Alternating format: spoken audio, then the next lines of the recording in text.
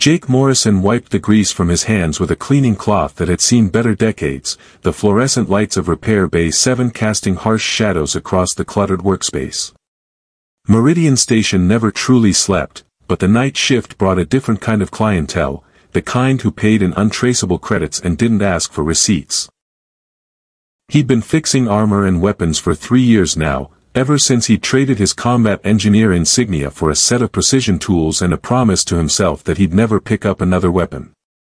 The bay doors hissed open with a sound like escaping steam, and Jake looked up from the plasma rifle he'd been recalibrating to see a figure silhouetted against the corridor's amber lighting. She moved with the careful gait of someone trying not to show how much pain they were in, her armor bearing the distinctive angular plates of Valkyrie craftsmanship. The blue-tinted skin visible through the gaps in her damaged gear marked her as one of the warrior caste, though Jake had never seen a Valkyrie look quite so defeated. "Bay's open," he called out, setting down his tools. "What kind of damage are we looking at?" She stepped into the light, and Jake felt his breath catch in his throat.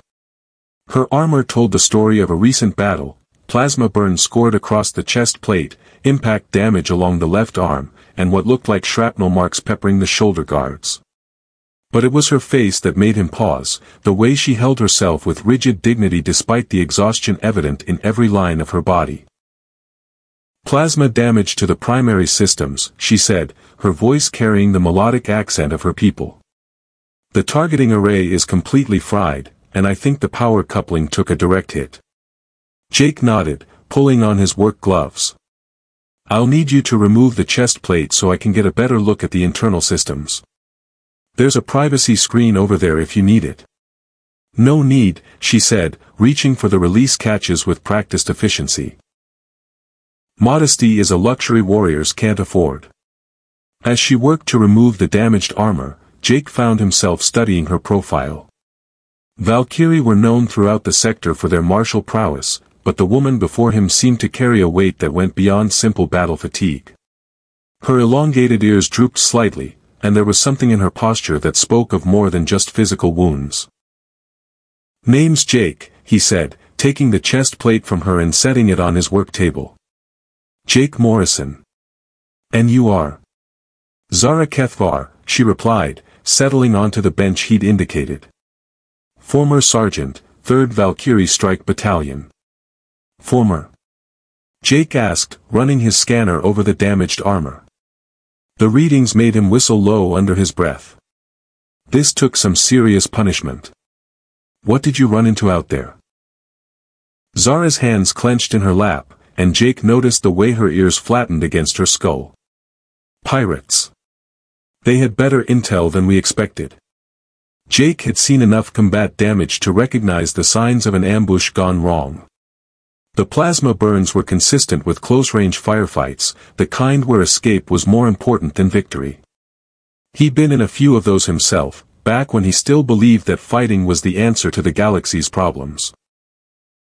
"Well, the good news is that most of this damage is superficial," he said, focusing on his scanner readings rather than the pain in her voice. "The bad news is that your power coupling is completely shot. I'll need to fabricate a replacement, and that's going to take a few hours." "I can pay," Zara said quickly. "Standard rates, no questions asked." "Questions are extra anyway," Jake replied with a slight smile. "Coffee?"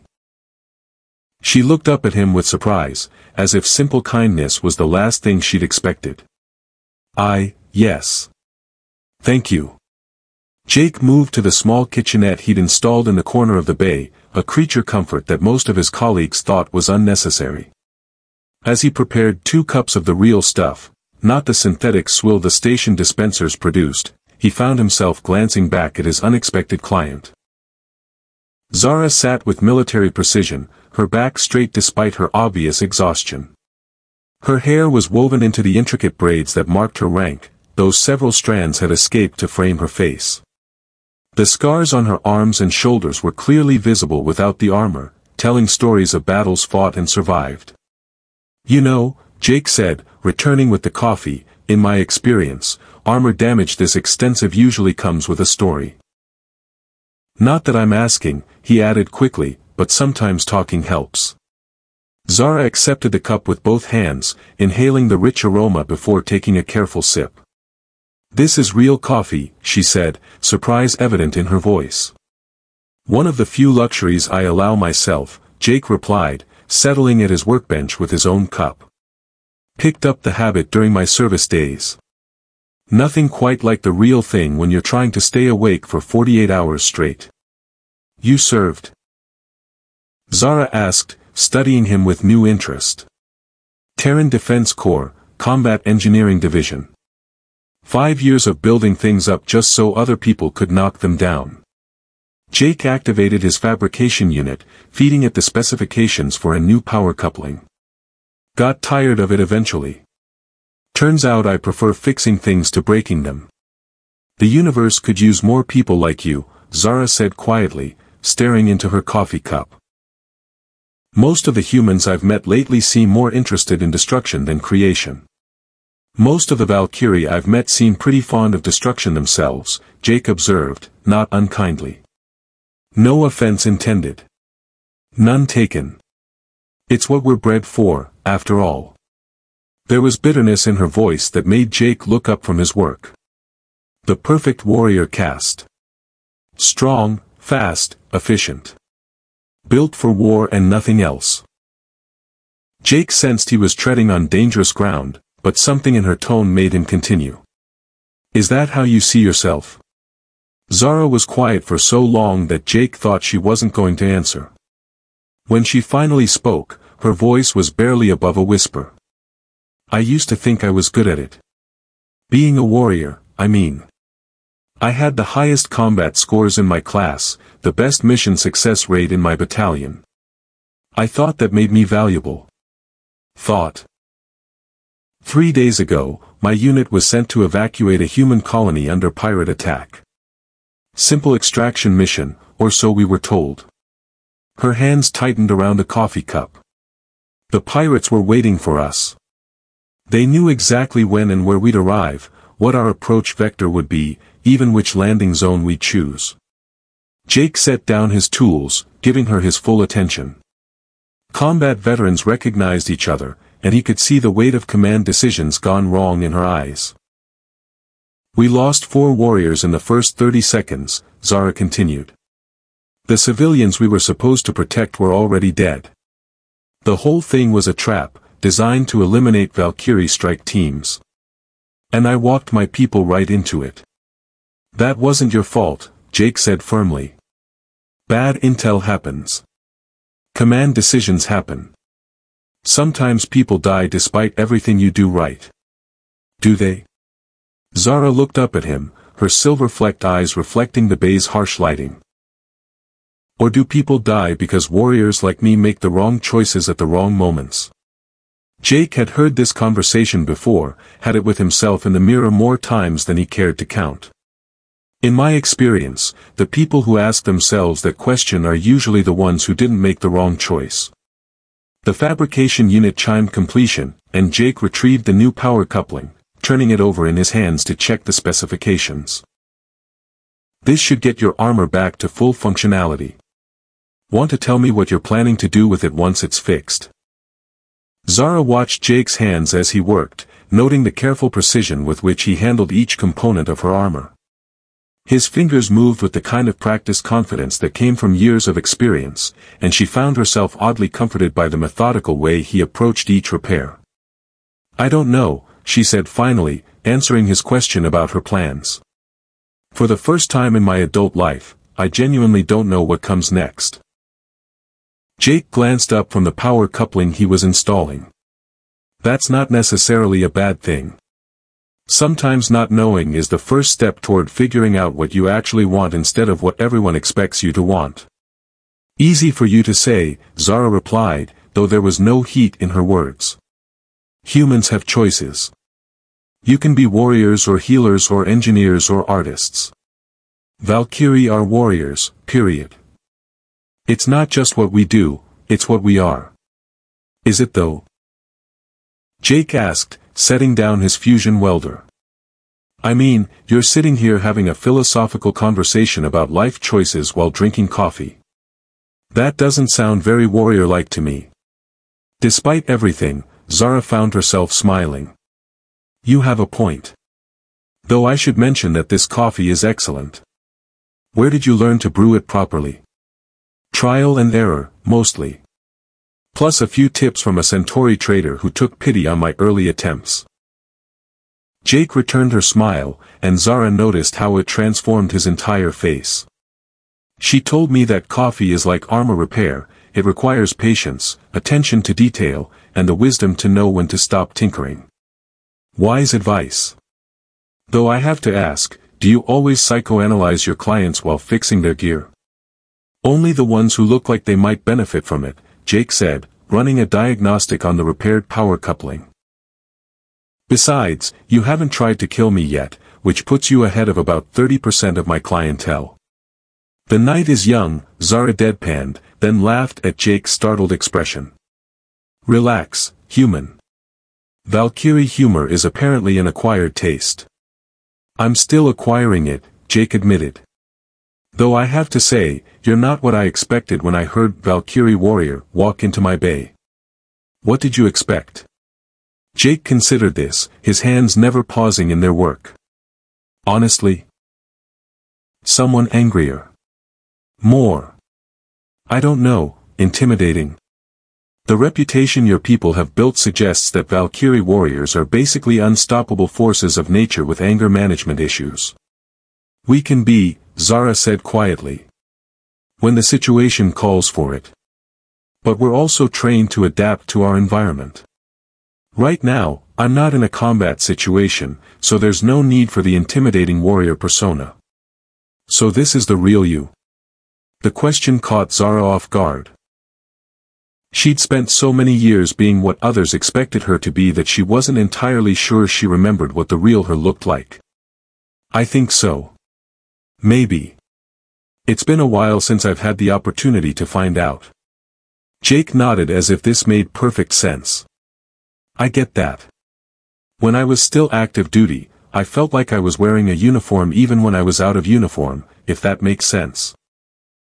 It took months of civilian life before I remembered that I actually enjoyed things like books and music and terrible holodrama shows. You watch holodramas? Zara asked, genuinely surprised. The worse, the better. There's something deeply satisfying about watching problems that can be solved in exactly 60 minutes with commercial breaks. Jake held up a repaired armor segment, examining it in the light. What about you? Any guilty pleasures that don't involve combat?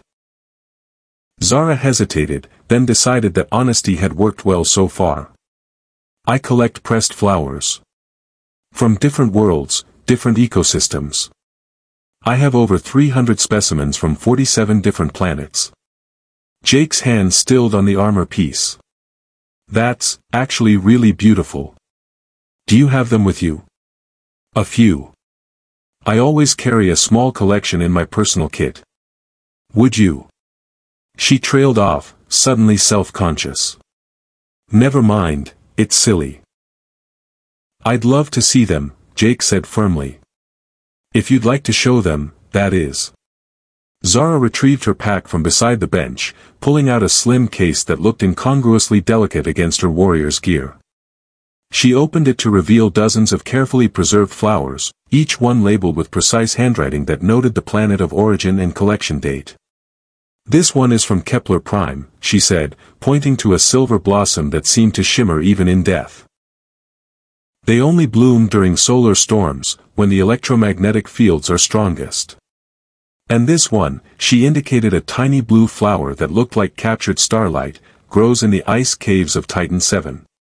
The miners there consider them good luck. Jake leaned closer, studying the collection with genuine interest. These are incredible. The preservation work is museum quality. How long have you been collecting them? Since I was a child. My mother started the collection, actually. She was a warrior too, but she always said that remembering beauty was just as important as protecting it. Zara's voice grew soft. She died when I was 12. Combat mission gone wrong. I'm sorry, Jake said simply.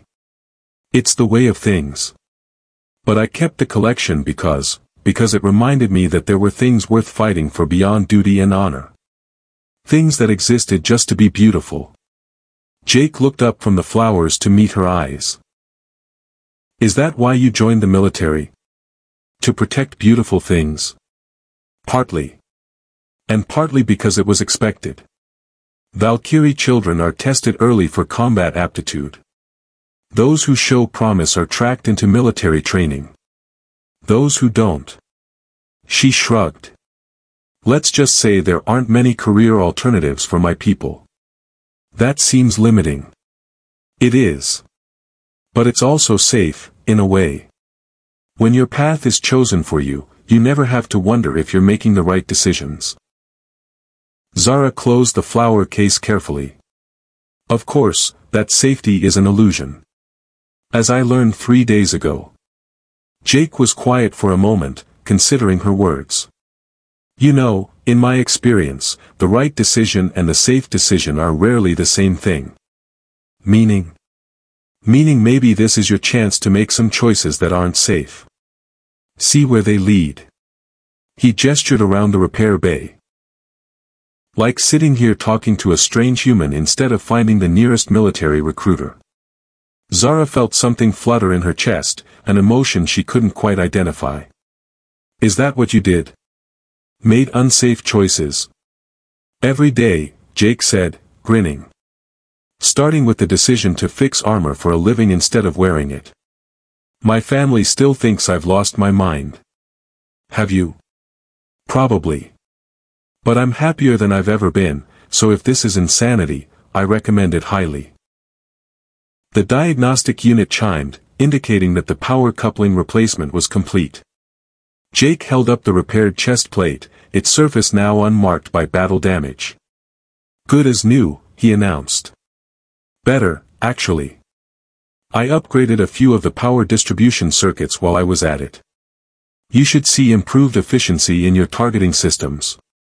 Zara accepted the armor piece, running her fingers over the smooth surface. Thank you. This is excellent work. My pleasure. Though I have to admit, I'm curious about something. What's that? Jake met her eyes, his expression serious. What are you going to do now? With the armor fixed, I mean. It was the question Zara had been avoiding, the one that had no easy answer. She could seek out another military unit, try to rebuild her career. She could return to Valkyrie space and accept whatever assignment the High Command deemed appropriate for a warrior with a failed mission on her record. Or she could do something entirely different, something that 3 days ago would have been unthinkable. I don't know, she said honestly. For the first time in my life, I genuinely don't know. Want some advice from someone who's been there? Zara nodded. Don't decide tonight. Give yourself time to figure out what you want instead of what you think you should want. The galaxy will still be here tomorrow. As Zara began to put her armor back on, she found herself hoping that Jake would still be here tomorrow too. 3 hours had passed since Jake had completed the basic armor repairs, but somehow neither of them had moved to end their conversation. What had started as a routine maintenance job had evolved into something neither of them had expected, and Jake found himself inventing additional problems to solve just to keep Zara in his workshop a little longer. The targeting computer is recalibrating, he said, which was technically true, though the process had finished 20 minutes ago. These older Valkyrie systems can be finicky after major repairs. Zara raised an eyebrow, a gesture that Jake was beginning to find dangerously attractive. Finicky. My armor is barely 3 years old. Hardly ancient by military standards. Everything's relative, Jake said, tinkering with a perfectly functional circuit board. Besides, I want to make sure the power distribution is balanced correctly. Wouldn't want you to have a system failure in the middle of a firefight. Is that your professional opinion, or are you just trying to keep me here longer? The directness of the question caught Jake off guard, and he felt heat rise in his cheeks. Would it be terrible if it was both? Zara's expression softened. No. It wouldn't be terrible at all. They looked at each other across the workbench, the air between them charged with possibilities neither seemed willing to voice. Jake was the first to break the silence. "Can I ask you something personal?" "More personal than my collection of pressed flowers." "Different kind of personal." Jake set down his tools, giving her his full attention. "Earlier, when you were talking about what Valkyrie are bred for, you sounded like you don't think much of yourself. Why is that?" Zara's ears flattened slightly against her skull, a tell that Jake was beginning to recognize as a sign of discomfort. "It's complicated. I've got time." She was quiet for a long moment, her fingers tracing patterns on the workbench surface. Valkyrie culture values strength above almost everything else. Physical strength, mental toughness, combat effectiveness. But there's another expectation, one that's never spoken about directly. Which is, we're expected to be appealing to potential allies. Diplomatic assets as well as military ones. Zara's voice grew quiet. The most successful Valkyrie warriors are the ones who can fight and look good doing it. It's not enough to be deadly, you have to be decorative too. Jake frowned. That sounds like an impossible standard. It is. And I've never been good at the decorative part. Zara gestured to her face, her scarred arms, her practical hairstyle. I'm not beautiful like human women. I don't have that effortless grace that makes diplomacy easier. I'm just, functional. Functional, Jake repeated, his voice flat. Yes. A tool. A weapon that walks and talks and occasionally collects flowers. There was pain in her voice that made Jake's chest ache. That's what I was thinking about when my unit walked into that ambush. How I was going to explain to command that I'd failed not just as a warrior, but as a representative of my people. Jake stood up from his workbench, moving around to where Zara sat. Without asking permission, he knelt in front of her, bringing himself to her eye level. Look at me, he said softly. Zara raised her eyes to meet his, and Jake saw vulnerability there that she'd been hiding behind military discipline and self-deprecation. You want to know what I see when I look at you? He asked. She nodded, not trusting her voice. I see someone who's survived battles that would break most people. Someone who carries pressed flowers as a reminder that beauty exists in the universe. Someone who feels responsible for deaths that weren't her fault because she cares too much to shrug off the weight of command. Jake reached out, hesitating just short of touching her face. I see someone who thinks she's just functional, when actually she's extraordinary. Jake, Zara whispered, leaning slightly into his almost touch. I'm not finished, he said, his voice rough with emotion. You want to know about human women? Most of them have never held a dying comrade, never made split-second decisions that determine who lives and who dies, never carried the responsibility for other people's lives. They're beautiful, sure, but it's a soft kind of beauty. Safe beauty. His hand finally made contact with her cheek, his thumb tracing the line of a scar that ran from her temple to her jaw.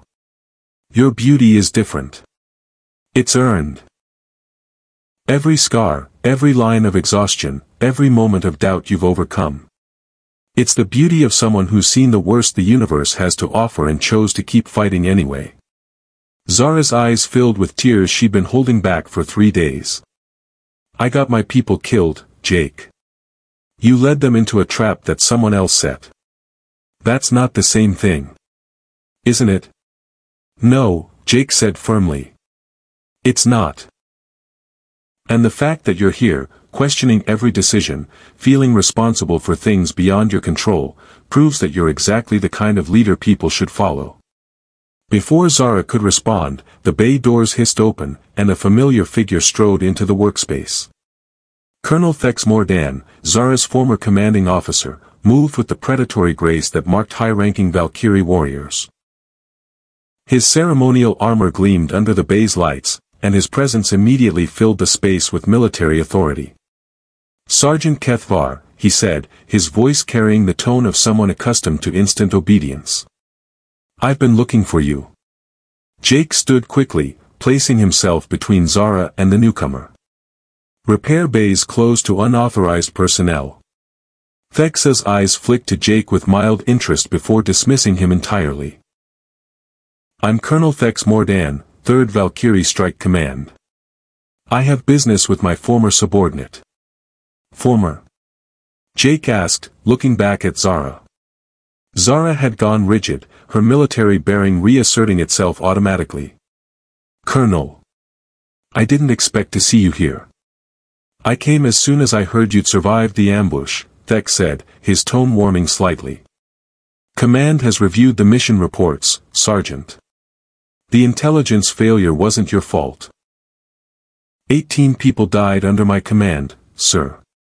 18 people died because pirates had inside information about our operations. The investigation is ongoing, but initial findings suggest a security breach at the highest levels. Thex moved closer, his expression intense. Which is why I need you back, Zara. I'm forming a new unit, hand-picked operatives for deep reconnaissance missions. Your experience with betrayal makes you valuable, not expendable. Jake felt something cold settle in his stomach. She's not interested. Thexa's attention snapped to him. I wasn't addressing you, human. Maybe not, but you're talking about her like she's equipment to be requisitioned instead of a person who gets to make her own choices.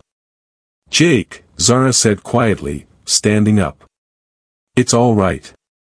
No, it's not, Jake replied, not backing down despite the barely contained menace radiating from the Valkyrie colonel.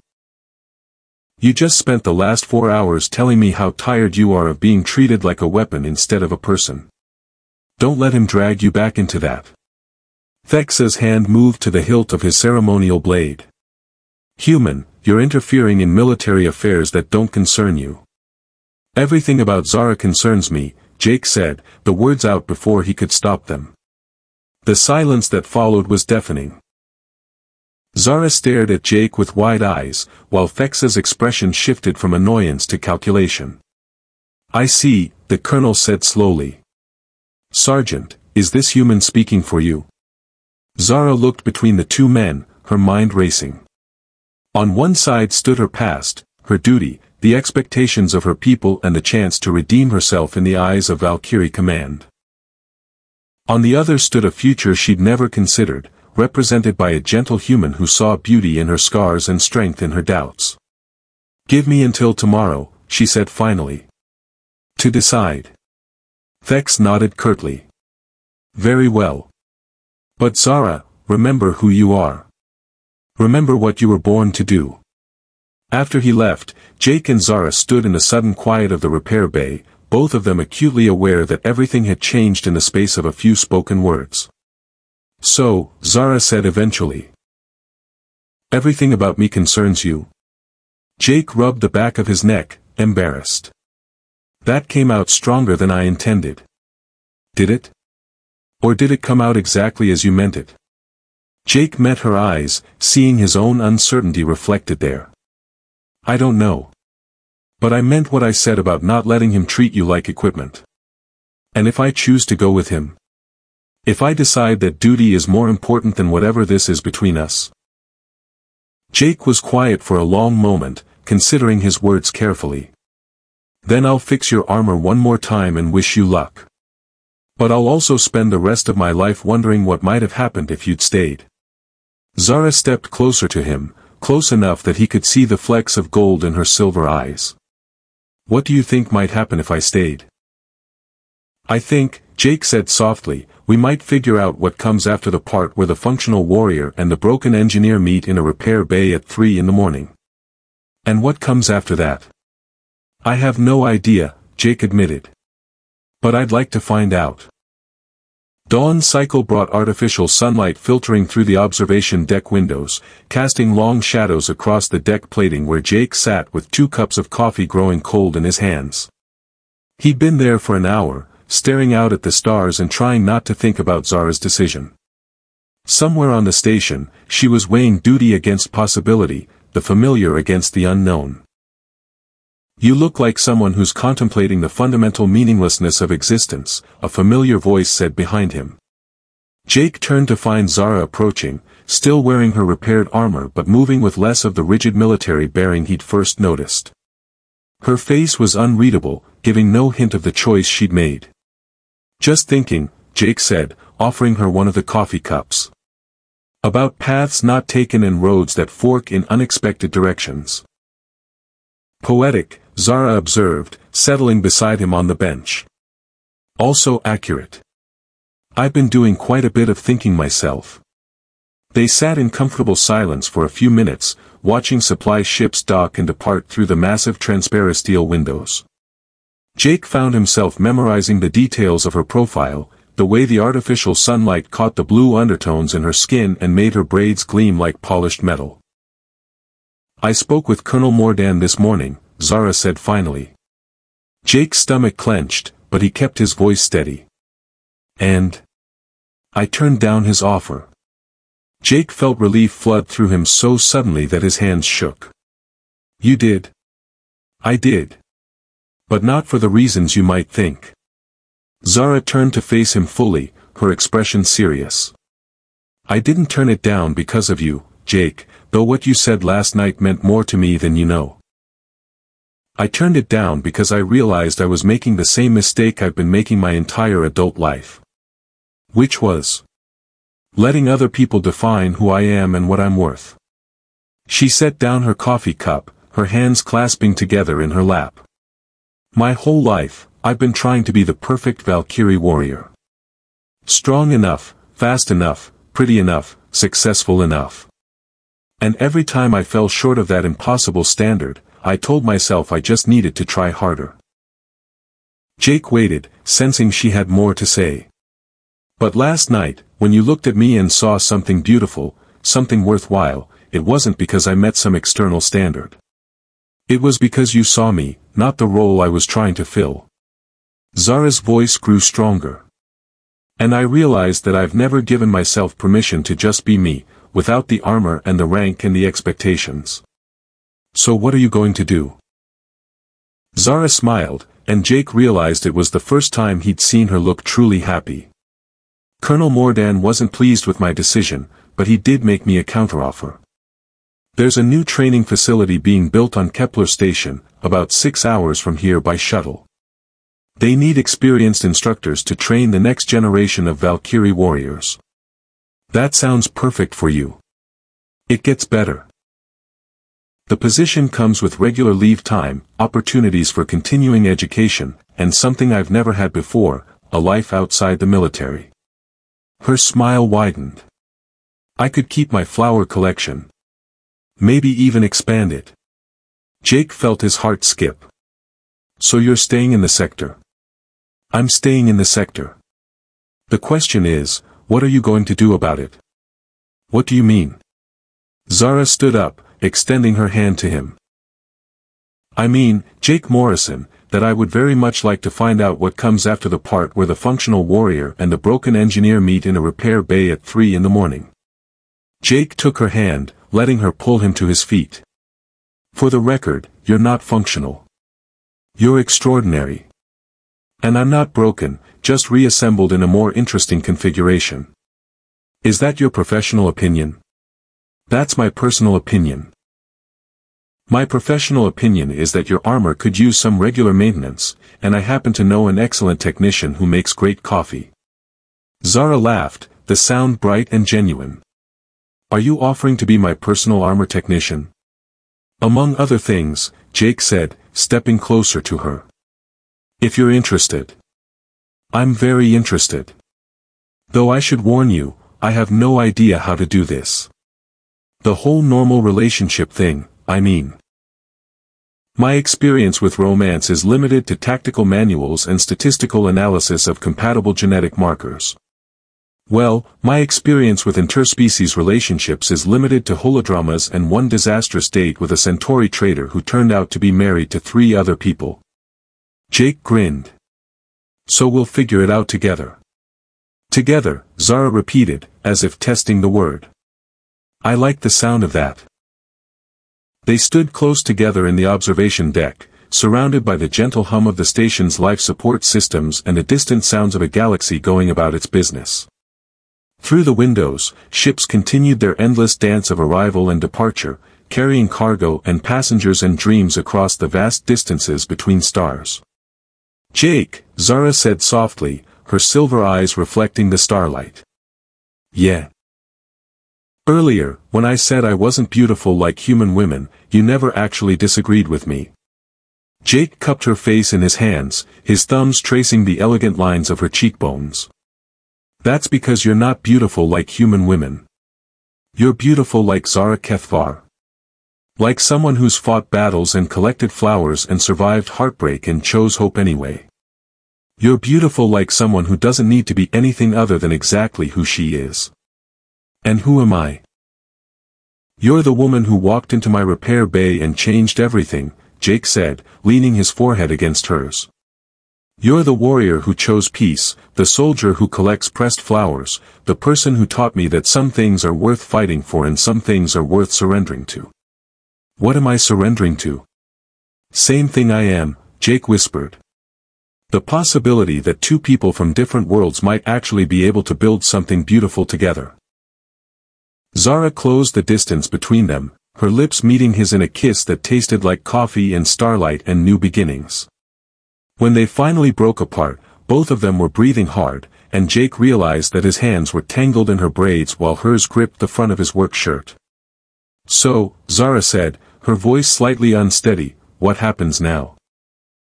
"Now I help you get settled in your new quarters, we figure out shuttle schedules between here and Kepler Station, and I start learning everything I can about Valkyrie culture so I don't accidentally insult your family when I eventually meet them." "You want to meet my family?" "Eventually. If you want me to."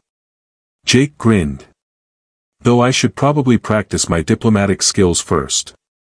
I have a feeling they're going to be less impressed by my coffee-making abilities than you are."